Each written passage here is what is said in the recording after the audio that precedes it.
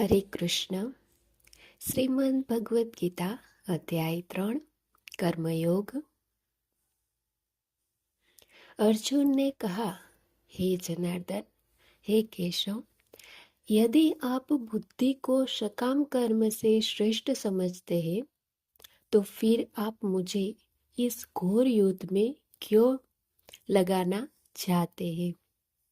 आपके व्यामिश्रित अनेकार्थक उपदेशों से मेरी बुद्धि मोहित हो गई है। अतः कृपा करके निश्चय पूर्वक मुझे बताइए कि इनमें से मेरे लिए सर्वाधिक श्रेयस्कर क्या होगा। श्री भगवान ने कहा, हे निष्पाप अर्जुन, मैं पहले ही बता चुका हूँ कि आत्मा साक्षात्कार का प्रयत्न करने वाले दो प्रकार के पुरुष होते हैं। कुछ इस ज्ञान योग द्वारा समझने का प्रयत्न करते हैं, भक्तिमय सेवा के द्वारा। न तो कर्म में विमुख होकर कोई कर्मफल से छुटकारा पा सकता है और न केवल संन्यास में सिद्धि प्राप्त की जा सकती है। प्रत्येक व्यक्ति को प्रकृति से अर्जित गुणों के अनुसार विवश होकर कर्म करना पड़ता है। अतः कोई भी एक क्षण भर के लिए भी बिना कर्म किए नहीं रह सकता। जो कर्मेंद्रियों को वश में तो करता है, किंतु जिनका मन इंद्रिय विषयों का चिंतन करता रहता है, वह निश्चित रूप से स्वयं को धोखा देता है और मिथ्याचारी कहलाता है। दूसरी ओर यदि कोई निष्ठावान व्यक्ति अपने मन के द्वारा कर्मेंद्रियों को वश में करने का प्रयत्न करता है और बिना किसी आसक्ति के कर्मयोग कृष्ण भावनामृत में प्रारंभ करता है, तो वह अति उत्कृष्ट है। अपना नियत कर्म करो, क्योंकि कर्म न करने की अपेक्षा कर्म करना श्रेष्ठ है। कर्म के बिना तो शरीर निर्वाह भी नहीं रह सकता। श्री विष्णु के लिए यज्ञ रूप में कर्म करना चाहिए, अन्यथा कर्म के द्वारा इस भौतिक जगत में बंधन उत्पन्न होता है। अतः हे कुंती पुत्र, उनकी प्रसन्नता के लिए अपने नियत कर्म करो। इस तरह तुम बंधन से सदा मुक्त रहोगे।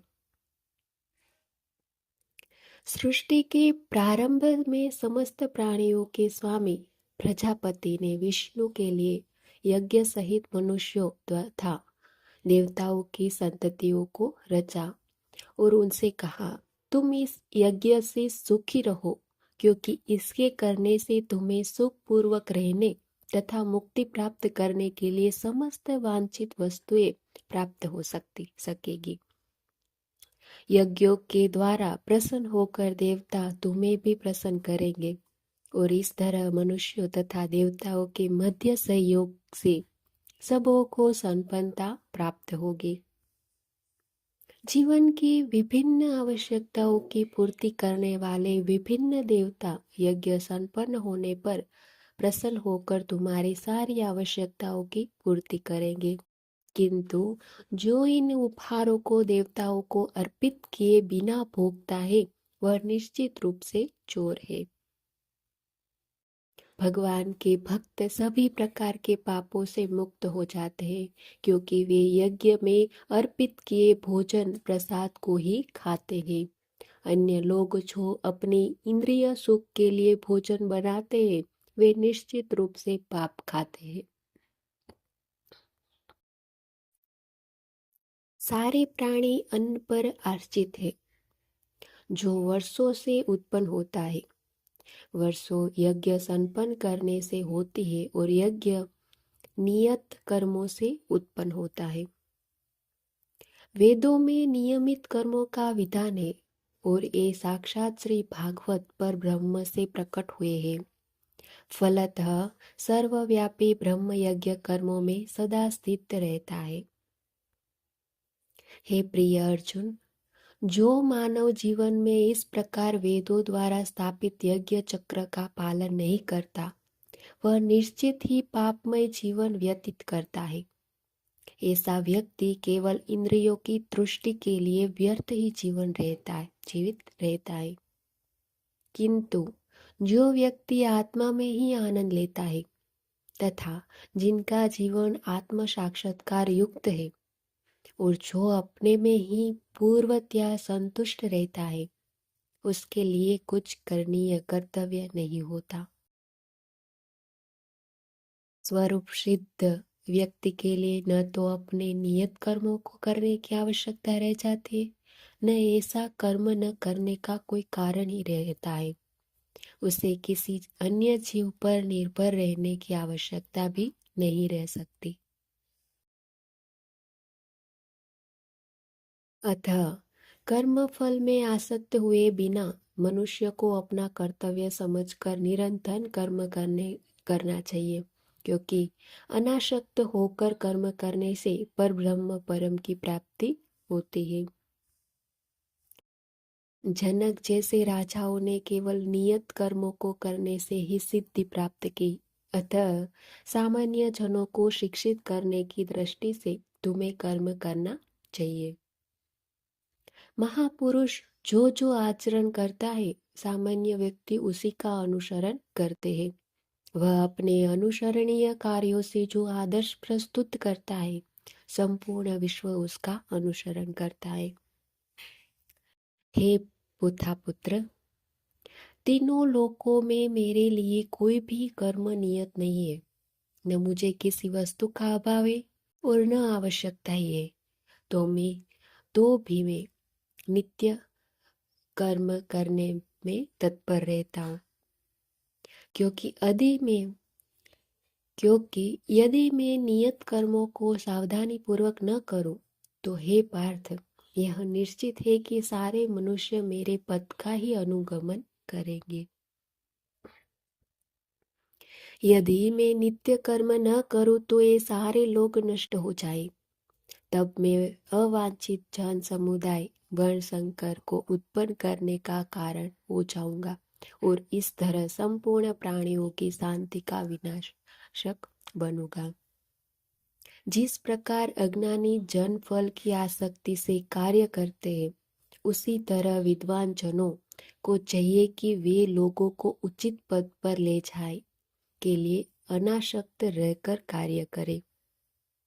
विद्वान व्यक्ति को चाहिए कि वह सकाम कर्मों में आसक्त अज्ञानी पुरुषों को कर्म करने से रोके नहीं, ताकि उनके मन विचलित न हो, अपितु भक्ति भाव से कर्म करते हुए वह उन्हें सभी प्रकार के कार्यों में लगाए, जिससे कृष्ण भाव मृत्यु का कर्मिक विकास हो।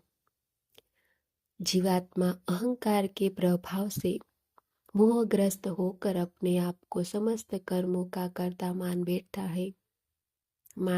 है, जबकि वास्तव में वे प्रकृति के तीनों गुणों द्वारा संपन्न किए जाते हैं। हे महाबाहो, भक्ति भावमय कर्म तथा सकाम कर्म में के भेद को भली भांति जानते हुए जो परम सत्य को जानने वाला है, वह कभी भी अपने आप को इंद्रियों में तथा इंद्रिय तृप्ति में नहीं लगाता। माया के गुणों से मोहग्रस्त होने पर अज्ञानी पुरुष पूर्णतया भौतिक कार्यों में संलग्न रहकर उनमें आसक्त हो जाते हैं। यद्यपि उनके कार्य उनमें ज्ञान भाव के कारण अधम होते हैं, किंतु ज्ञानी को चाहिए कि उन्हें विचलित न करे। अतः हे अर्जुन, अपने सारे कार्यों को मुझ में समर्पित करके मेरे पूर्ण ज्ञान से युक्त होकर लाभ की आकांक्षा से रहित स्वामित्व के किसी दावे के बिना तथा आलस्य से रहित होकर युद्ध करो। जो व्यक्ति मेरे आदेशों के अनुसार अपना कर्तव्य करते हैं और इच्छा रहित होकर इस उपदेश का श्रद्धा पूर्वक पालन करते हैं, वे सकाम कर्मों के बंधन से मुक्त हो जाते हैं।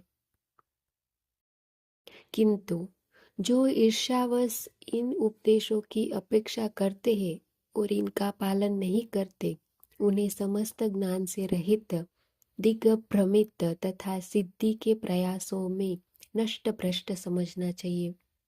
ज्ञानी पुरुष भी अपनी प्रकृति के अनुसार कार्य करता है, क्योंकि सभी प्राणी तीनों गुणों से प्राप्त कर अपनी प्रकृति का ही अनुसरण करते हैं। भला दमन से क्या हो सकता है? प्रत्येक इंद्रिय तथा उसके विषय से संबंधित राग देश को व्यवस्थित करने की नियत होते हैं। मनुष्य को ऐसे राग तथा द्वेष के वशीभूत नहीं होना चाहिए, क्योंकि ये आत्म साक्षात्कार के मार्ग में अवरोधक है। अपने नित्य कर्मों को दोषपूर्ण ढंग से संपन्न करना भी अन्य के कर्मों को भांति भांति करने से श्रेयस्कर है।